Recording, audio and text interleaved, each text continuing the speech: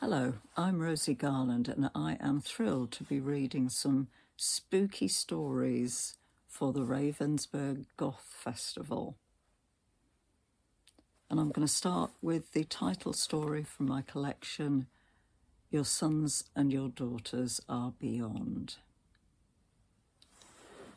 It happens when you're not looking. On Friday, they're children. By the end of the weekend, they are not.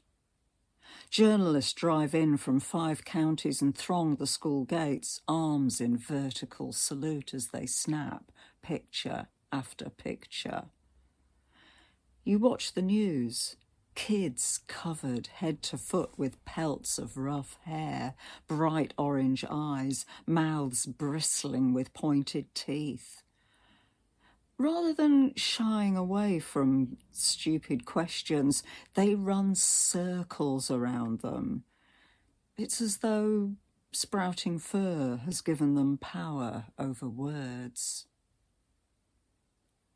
Under your roof, your daughter is first to change.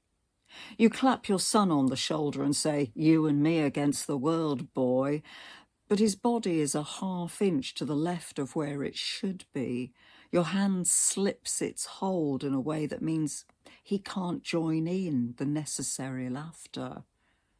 You raise your fist to have another run at it, but he's no longer in the room.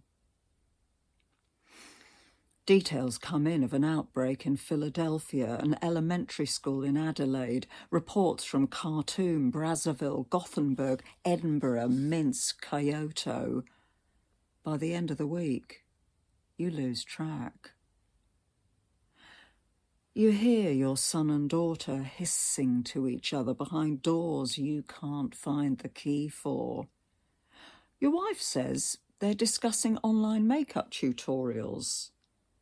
You ask how she can understand that garbage they speak, and the look she gives you prickles with so many sharp edges that you have to ask again and again until she's not in the room either, and you wonder what's going on in this damn house that no one except you can stand in the same damn place for more than 30 seconds.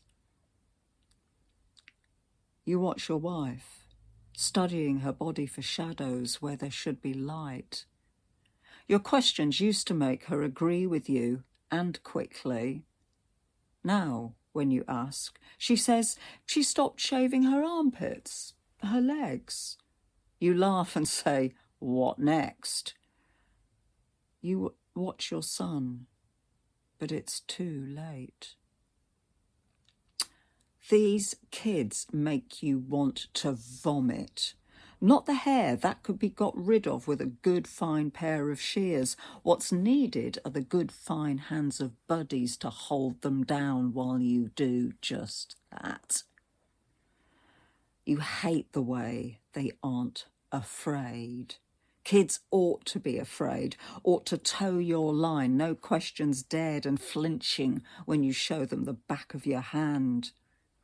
You were promised fear, and you want it back. You need it. What are you supposed to do now that it's gone? Your wife says you could try, but before she can add some raccoon-like word, listening, for example, she's disappeared again. Look at them. Their lack of self-disgust, their tails flicking in a tick-tock of touch me and I'll take your hand off at the wrist. How dare they be happy with themselves when they're revolting? But you're no one's dog and you're not out of tricks, no sir. You check the house day and night, but somehow they contrive to be in the room behind you, or the one you have yet to enter. You try standing still, but so do they, in a game of musical statues to the tune of your breathing. You keep the curtains closed. Outside, the world is roaring. You tell yourself it's the wind.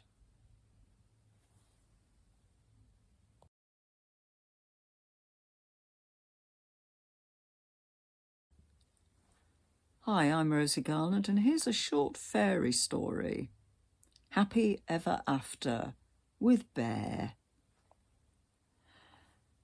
The road trip is going long.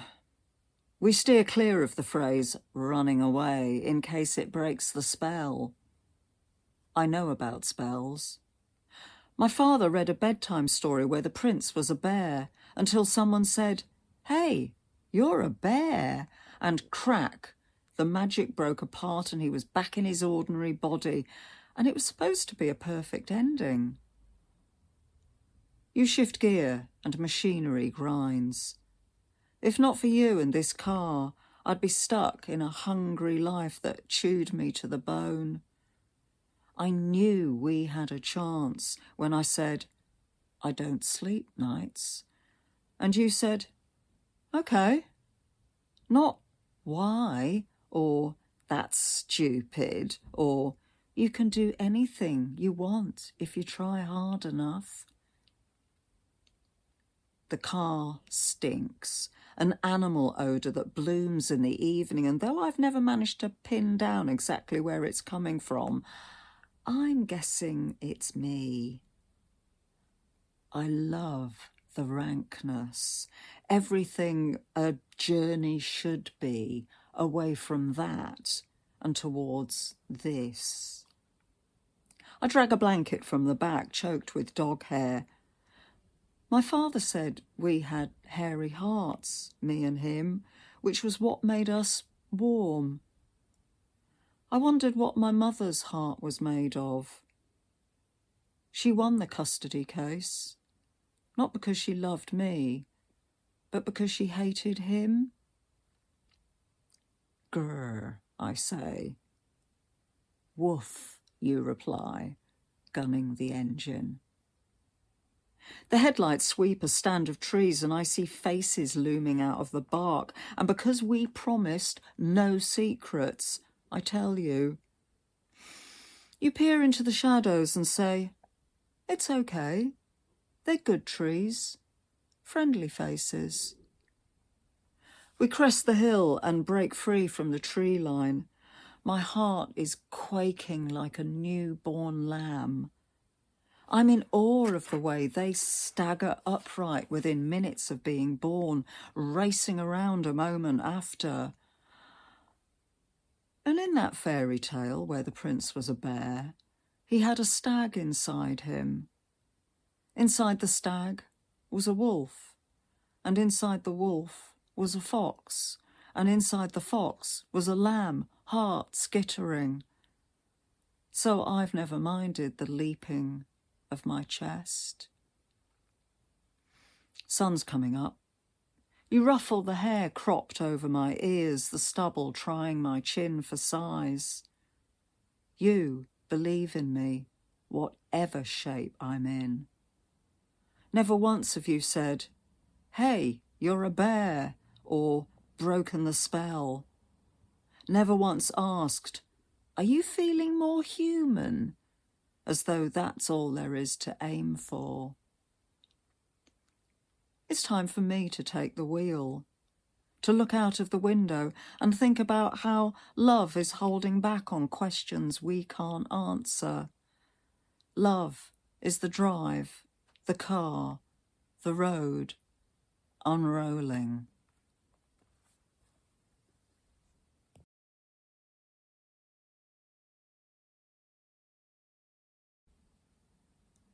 Hello, it's Rosie Garland at the Ravenspurgh Goth Festival, and I'm going to sneak in a couple of stealth poems. And the first is from my collection, This Is How I Fight, and it's called Falling for a Vampire. I lay down in sewers, poured myself down drains, but was never lost enough to spark your taste. My wounds not deep enough to bleed me deathly. And though I daubed my need above the door, you passed me over. For the others, the delectable, the wasted. I was so bloody stupid, I envied their brokenness, hated the angels who held me back from the brink, wailing at them to let me follow. Years or centuries later, I meet you at the dreg end of a party, grinding out the stub of your latest wreck. Stretched out and gutter gorgeous, you were always loveliest when fresh sated. You run a fingernail along my forearm, grin through crimson teeth and murmur, "Old time's sake." Wanting me, now I don't want you. I smile back. Old time's sake cuts both ways. And what, in the name of steaks and holy water, makes you think I'll fall?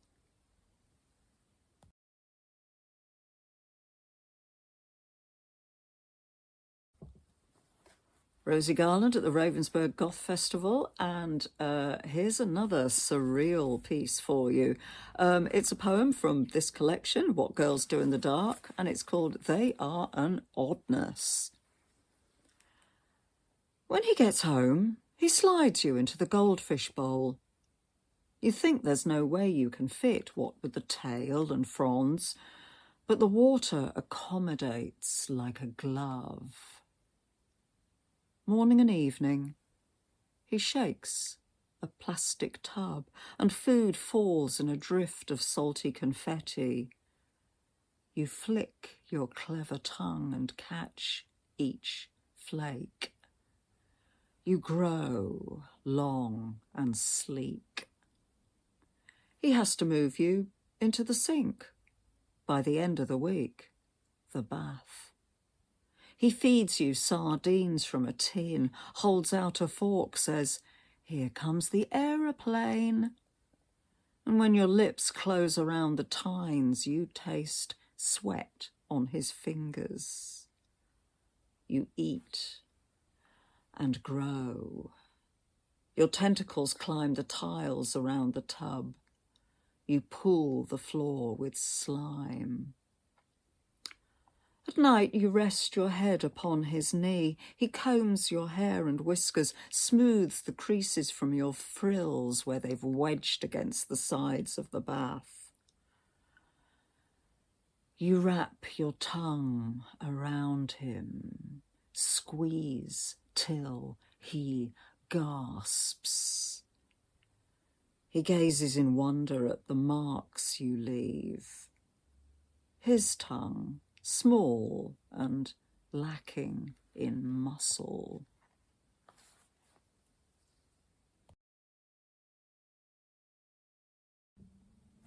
Hi, I'm Rosie Garland, and I have another spooky story for you for the Ravenspurgh Goth Festival. What goes on in the bushes? I'm taking the short cut through the park when I see him under the stand of poplars. He's staring into the bushes, a dog leash minus its dog looped round his left wrist. I stroll across, swishing leaves with the toes of my boots loud enough for him to hear. I don't like creeping up on people. He doesn't stir. "Lost your dog?" I say. At first I wonder if he's hard of hearing, but very slowly he rotates his head until he's looking at me. Just as slowly he curves his mouth into a smile that stretches into a thin line. Without answering the question, he turns away and resumes his examination of the undergrowth. He's there the following afternoon, the afternoon after. I try other conversational starters, squirrels, the weather, the way the council refuses to clean out the pond. He ignores me with great politeness. I stand beside him, hands shoved in my pockets, and concentrate on the same spot. It's just a bush. Regular size, glossy leaves, no berries, no spider webs, nothing scurrying beneath. By the end of the week, I can't stand it any longer. I don't get it, I say. He smiles his leisurely smile, raises his left hand and holds out the dog leash. He nods encouragingly, so I take it. He closes his eyes. Just when I think he's going to stay that way forever, he opens them and takes a step backwards. Then he turns around and strides away, picking up speed and disappearing into the trees. The dog leash is warm from his touch.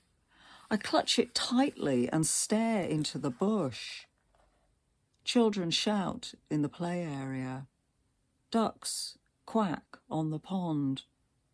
Magpies cackle above. Little by little, the tide of sound goes out. It gets dark. It gets light again. It might be hours, it might be days. A man appears beside me. "Lost your dog?" he says. I turn and smile, very slowly. He doesn't understand. Not yet. But he will.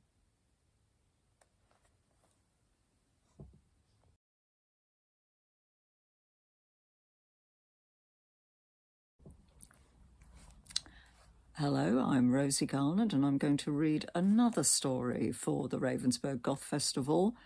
And this is about the posters you put up on the wall when you're a teenager. Walls suitable for girls' bedrooms. From the cradle bars comes a beckoning voice. Around the bed, wallpaper roses twine, petal perfect, a lesson in how to smother imperfections beneath prettiness. Glue and paper can hold a house together by sheer force of clinging. When you think your toys have gone berserk. To escape the smother, I pin up a poster of Susie Sue. She towers to the ceiling, tilting her chin, growls black lipstick questions I thought did not exist, except in the diary I keep shoved underneath the mattress. She is made of sharp edges, tears holes in other people's expectations of what makes a girl nice. Tears them big enough to climb through. Your mama don't know. Opposite, Susie Quattro swaggers. Dirty with adventure, she plants her boots astride the narrow, white dress, gold ring path I've been taught is the only one. She sneers at Pink for Girls, plays the world on her terms. Leather-skinned, she's tough enough to ride roughshod rebellion, stand up, dust off and get back in the saddle after every fall. When your elders forget to say their prayers. Susie and Susie, left shoulder, right. Not a punker-than-thou competition, but twin furies powerful enough to crush the angel-devil theories drummed in by priest and parent. They rip up the girl's own calculation of virgin, whore, and how far one can be stretched before it tips into the other. They're the perfect friends for any girl forced into hiding. When they reach their teens, that's when they all get mean.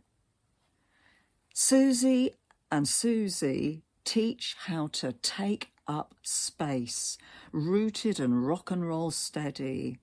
How to unravel from knots I've tied so tight sleep won't come.